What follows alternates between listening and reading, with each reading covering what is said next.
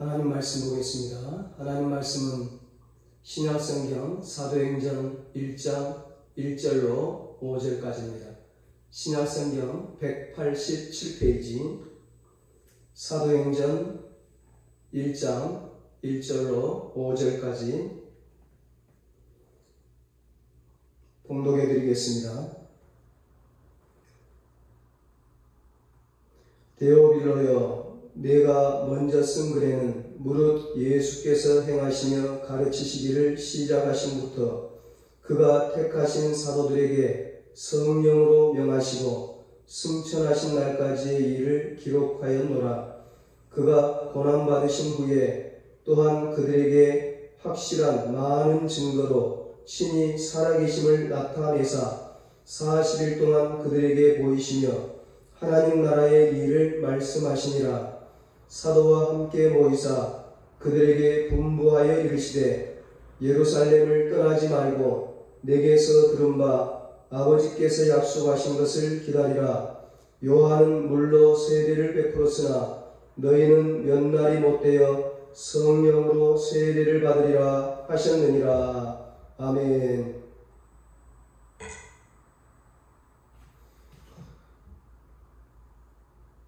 오늘은 성령 강림절입니다.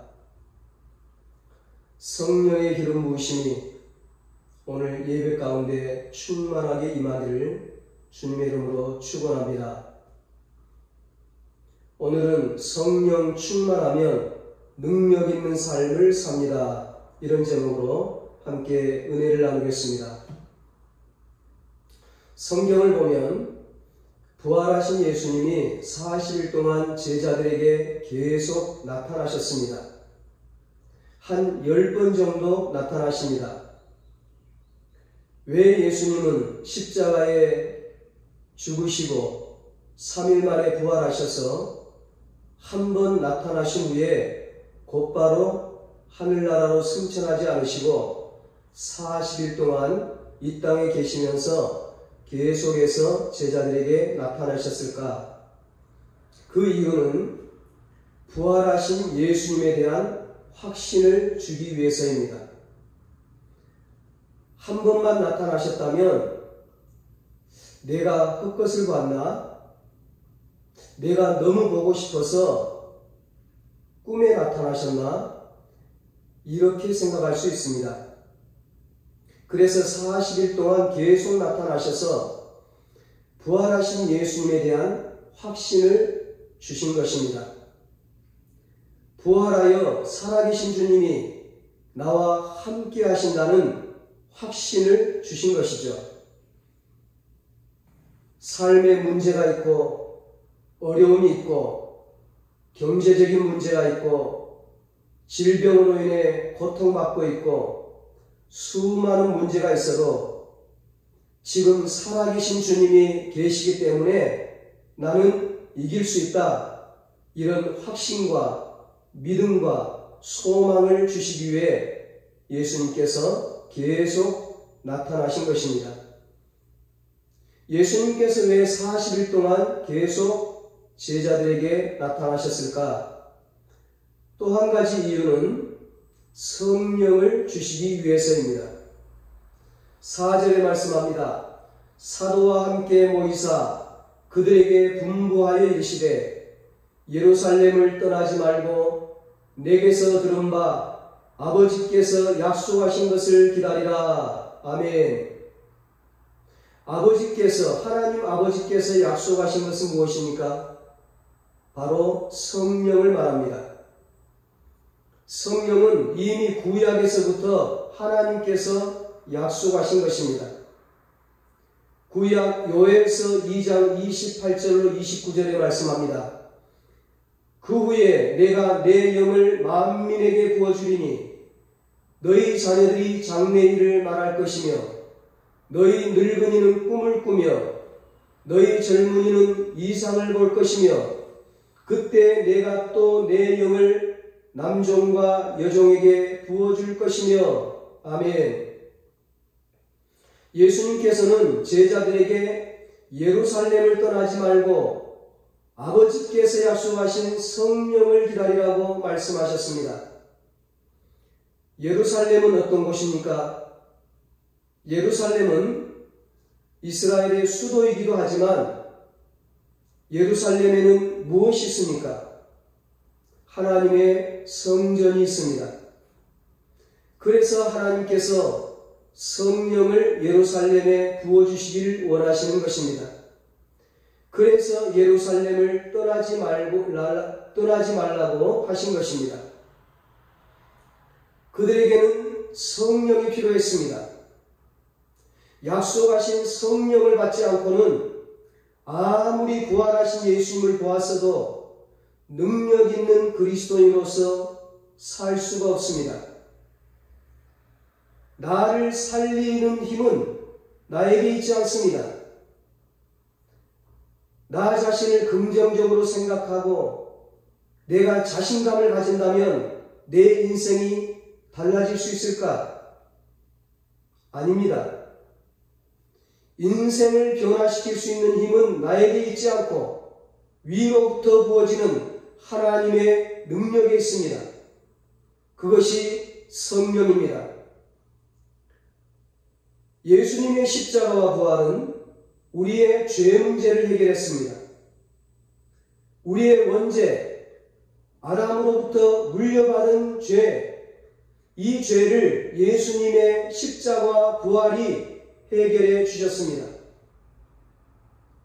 죄 문제가 해결했다고 해서 우리의 원죄가 없어졌다고 해서 우리가 능력 있는 인생을 살고 행복한 인생을 살고 승리의 인생을 사는 것은 아닙니다. 예수님의 십자가와 부활로 죄 사함을 받고 구원받은 우리가 이 땅에서 승리하는 인생을 살려면 이 세상을 이기는 능력이 필요합니다. 그 능력이 바로 성령입니다. 그래서 성령을 받아야 합니다. 예수님께서는 제자들을 떠나면서 마지막으로 하신 말씀이 아버지께서 약속하신 성령을 기다리라고 말씀하십니다. 그러면서 오늘 본문 5절에 이렇게 말씀합니다. 요한은 물로 세례를 베풀었으나 너희는 몇 날이 못되어 성령으로 세례를 받으리라 하셨느니라. 아멘. 예수님보다 6개월 먼저 태어난 세례 요한은 요단강에서 물로 세례를 베풀었습니다. 그런데 예수님께서는 성령으로 세례를 베풀어 주시겠다고 약속하셨습니다. 예수님은 3년 공생의 기간 동안 단 한 명에게도 물로 세례를 주신 적이 없습니다. 예수님은 성령으로 세례를 주십니다. 세례 요한이 요단강에서 세례를 줄 때 어떻게 합니까? 몸을 물에 푹 담급니다. 물에 푹 잠기는 것이 세례입니다. 성령으로 세례를 받는다는 것은 성령에 푹 잠기는 것입니다. 조금 찍어 바르는 게 아니고 그냥 쏟아 부어주시는 것입니다. 내가 성령에 푹 잠기는 세례를 위로부터 보내주시겠다는 것입니다. 요한복음 13장은 예수님이 십자가에 못 박혀 돌아가시기 전에 최후의 만찬을 기록하고 있습니다. 요한복음 13장에서 최후의 만찬을 하면서 제자들의 발을 다 씻겨주셨습니다. 그리고 요한복음 14장, 15장, 16장에 걸쳐서 성령에 대한 얘기를 하십니다. 내가 아버지께 구하겠으니 그가 또 다른 보혜사를 너희에게 주사 영원토록 너희와 함께 있게 하리니 그는 진리의 영이라. 세상은 능히 그를 받지 못하나니 이는 그를 보지도 못하고 알지도 못함이라. 그러나 너희는 그를 아나니 그는 너희와 함께 거하시며 또 너희 속에 계시겠습니다. 아멘. 보혜사 곧 아버지께서 내 이름으로 보내실 성령 그가 너희에게 모든 것을 가르치고 내가 너희에게 말한 모든 것을 생각나게 하리라. 아멘.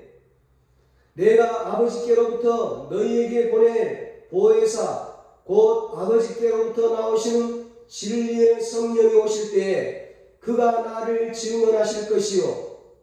그러나 진리의 성령이 오시면 그가 너희를 모든 진리 가운데로 인도하시리니 그가 스스로 말하지 않고 오직 들은 것을 말하며 장래일을 너희에게 알리시리라. 아멘. 예수님께서는 이제 십자가를 지십니다.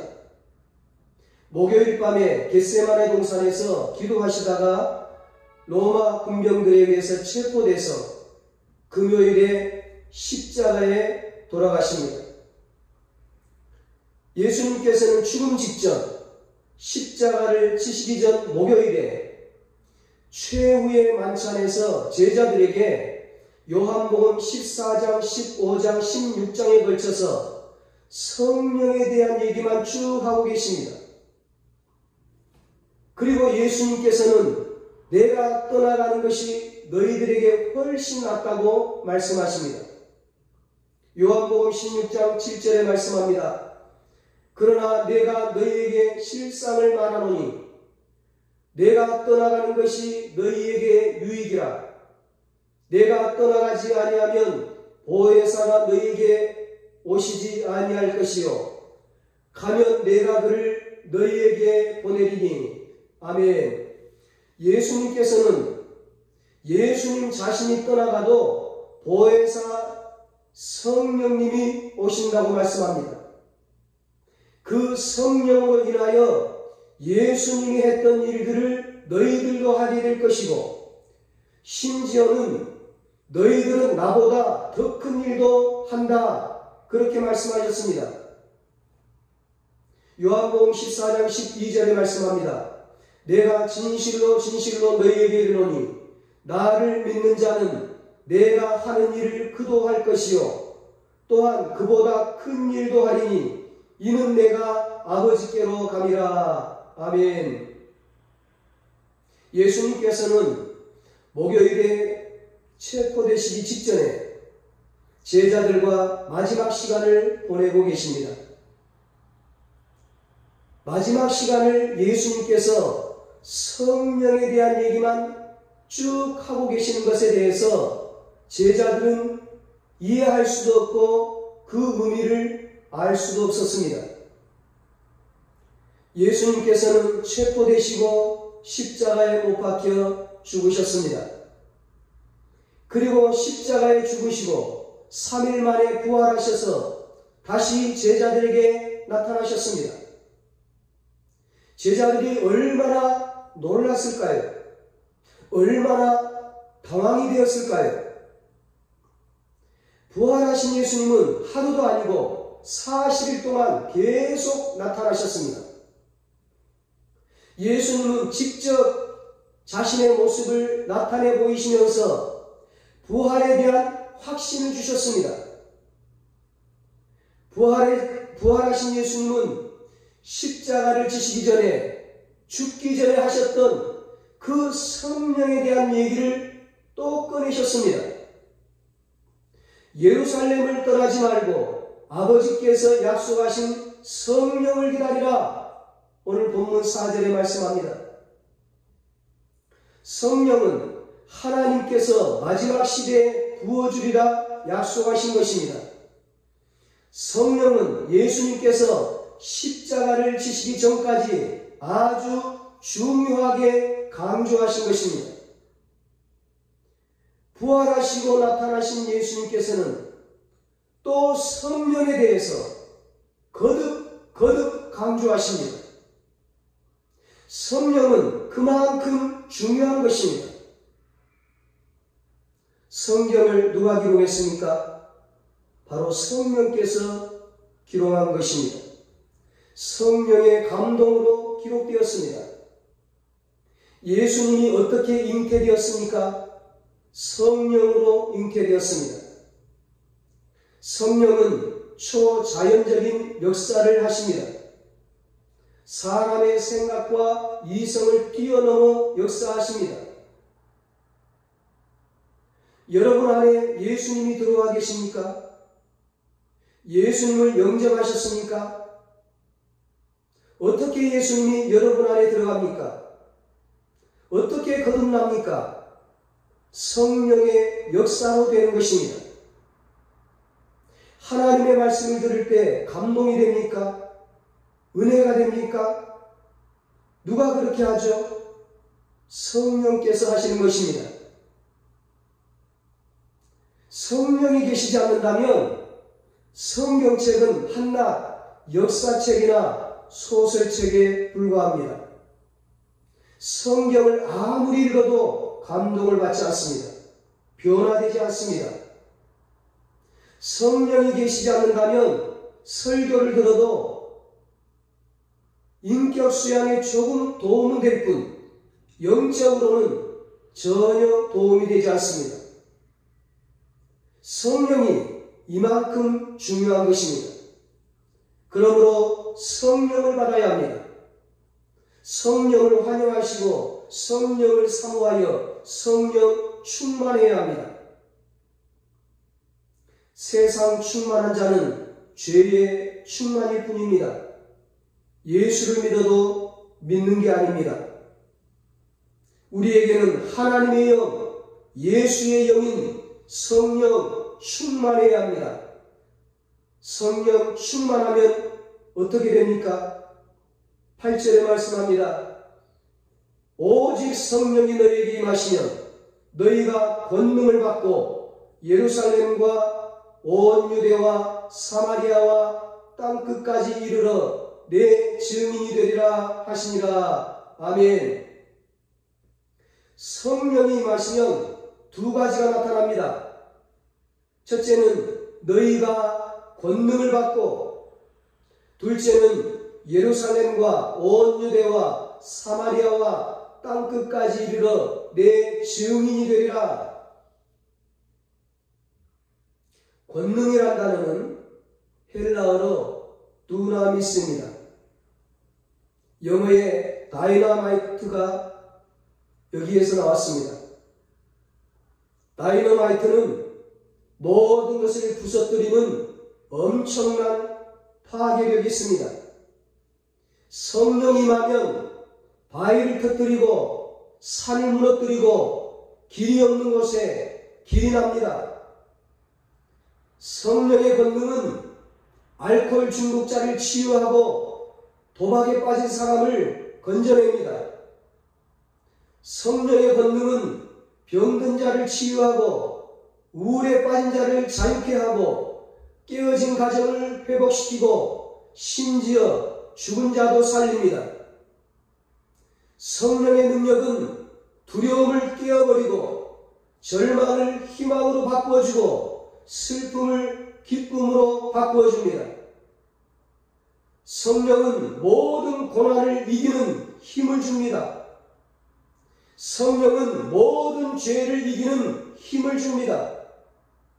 성령 충만하게 되면 죄에 대해서 아주 민감해집니다. 죄를 보면 더럽게 느껴지고 멀리하게 됩니다. 성령이 임하면 늘 같은 죄를 되풀이하던 사람이 죄의 사슬을 끊고 죄 문제를 해결하게 됩니다. 성령은 죄에 빠진 영혼을 살려내고 죄를 이기게 하는 힘을 줍니다. 성령이 임하면 전도하지 않던 사람이 예수님의 복음을 전하는 증인이 되어서 곳곳에 복음을 전하는 자로 바뀝니다. 그러므로 우리는 성령으로 세례를 받아야 합니다. 우리는 성령으로 세례를 받지 않고는 결코 만족할 수가 없습니다. 오늘날 현대인들은 외적으로는 예전보다 좋아졌을지 모르지만 내적으로는 훨씬 병들어 있습니다. 영적으로 더욱 메말라 있습니다. 인격적으로 메말라 있습니다. 정신적으로 더욱 피폐해져 있습니다. 무엇으로 만족이 될까요? 사람은 원래 하나님과 친밀한 교제를 가지도록 창조되었습니다. 그런데 죄를 범한 이후에 하나님과 분리되었습니다. 하나님과 떨어지게 되었습니다. 하나님과의 친밀감이 사라져버렸습니다. 하나님과의 친밀감이 없이는 우리는 무엇을 해도 만족되지 않습니다. 돈으로도 만족되지 않습니다. 음식으로도 좋은 옷으로도 만족되지 않습니다. 성공에도 출세에도 만족되지 않습니다. 좋은 집에 살아도 좋은 차를 타도 만족되지 않습니다. 아무리 좋은 곳을 여행해도 만족되지 않습니다. 우리 인간은 원래 하나님과 친밀될 때 행복하도록 창조되었기 때문에 하나님의 영, 성령이 내 안에 들어오지 않고는 결코 만족할 수 없습니다. 그러므로 성령 충만해야 합니다. 사랑하는 여러분, 성령 충만하시기 바랍니다. 성령 충만하여 하나님과의 친밀감을 회복하시고 행복한 삶, 만족한 삶, 천국의 삶을 사시기를 축복합니다. 십자가와 부활, 이 성령 세례는 아주 중요합니다. 이 세 가지는 우리에게 꼭 필요한 것입니다. 이 세상 살면서 다른 것은 없어도 십자가와 부활, 성령은 꼭 있어야 합니다.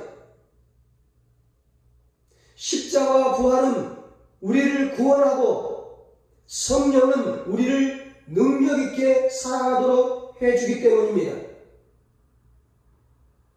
이 세상의 환경을 이기지 못해서 늘 세상에 짓눌려 사는 분이 계십니까? 오늘 성령 세례를 받으시기 바랍니다. 로마서 8장 11절에 말씀합니다. 예수를 죽은 자 가운데서 살리신 이의 영이 너희 안에 거하시면 그리스도 예수를 죽은 자 가운데서 살리신 이가 너희 안에 거하시는 그의 영으로 말미암아 너희 죽을 몸도 살리시리라. 아멘. 예수님의 죽은 몸을 살리신 성령님께서는 지금도 우리 죽어가는 육체를 살리십니다. 성령은 어떤 질병도 다 고치십니다. 성령은 어떤 가정도 회복시키십니다. 성령은 어떤 기업도 번성시키십니다. 성령은 어떤 나라도 살립니다. 성령은 지혜 없는 자에게 지혜를 주시고 성령은 무엇을 해야 할지 모르는 자에게 할 일을 가르쳐 주십니다. 부활하신 예수님은 자신이 떠나시면서 하나님께서 약속하신 성령을 기다리라 말씀하셨습니다. 그리고 하늘로 승천하십니다. 완전히 떠나셨습니다. 제자들이 얼마나 당황했을까요? 얼마나 불안하고 걱정이 됐을까요? 예수님의 제자들은 3년간 예수님과 함께 하면서 걱정할 일이 없었습니다. 먹을 것이 없을 때 오병이어의 기적으로 2만 명을 먹여주셨습니다. 병든 자가 찾아오면 예수님께서는 어떤 병이든지 치료해 주셨습니다. 배를 타고 가다가 풍랑을 만나면 예수님께서는 풍랑을 잠잠케 해 주셨습니다. 늘 이상한 질문을 하는 바리새인들이 나타나서 공격을 하면 예수님께서는 아주 지혜롭고 현명한 대답을 내려주셨습니다. 그런 예수님께서 떠나셨습니다. 하늘나라로 올라가셨습니다. 제자들의 마음은 텅 빈 것처럼 느껴졌습니다. 제자들은 아직 성령을 받지 못했습니다. 그들은 아주 혼란한 마음으로 예수님께서 예루살렘을 떠나지 말라고 하셨으니 예루살렘을 떠나지 않고 예수님을 늘 만났던 마가의 다락방에서 그들은 함께 모여 기도하기 시작합니다. 합심으로 기도합니다. 기도의 힘을 흩트지 않고 한데 모았습니다. 13절을 보면 마가의 다락방에서 함께 모여 기도한 사람들의 이름이 기록되어 있습니다. 그런데 여기 보면 예수님의 제자가 12명이 아니고 11명이 기록되어 있습니다. 누가 빠졌습니까? 예수님을 팔았던 가룟 유다입니다. 가룟 유다는 불행한 인생이 되고 말았습니다. 이름이 사라져버렸습니다. 예수를 믿어도 끝까지 믿는 게 중요합니다. 끝까지 사명을 감당하는 것이 중요합니다. 끝까지 이름이 기록되어 있어야 합니다. 여러분은 끝까지 예수님을 믿고 끝까지 생명책에 기록되는 자가 되시기 바랍니다. 평생 깨어있기를 바랍니다. 마가의 다락방에 또 누가 있었습니까? 마가의 다락방에 모인 숫자가 모두 몇 명입니까? 14절로 15절에 보면 가룟 유다를 뺀 11명의 제자들과 예수님의 어머니 마리아, 예수님의 4명의 동생들, 그리고 다른 여자들이 모여서 함께 기도를 했는데 모인 숫자가 120명입니다. 이곳에 모인 사람들은 다 평범한 사람들입니다. 그들은 예수님의 부활을 보았습니다. 또한 40일 동안 예수님이 계속 나타나셨기 때문에 부활에 대한 확신도 생겼습니다. 부활을 의심하지 않았습니다. 그러나 세상을 이길 수 있는 힘은 없습니다. 여전히 두려움 가운데 있습니다.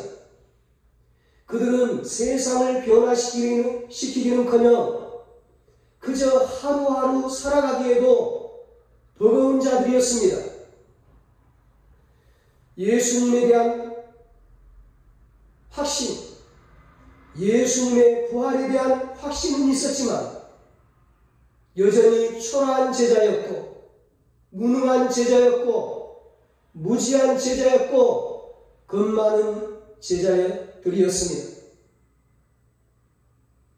12 제자들 중에 7명이 어부들이었습니다. 베드로는 예수님을 3번이나 부인한 자입니다. 도마는 의심이 많은 자였고 빌립은 머리만 앞선 교만한 자였습니다. 마태는 로마의 앞잡인 세리였습니다.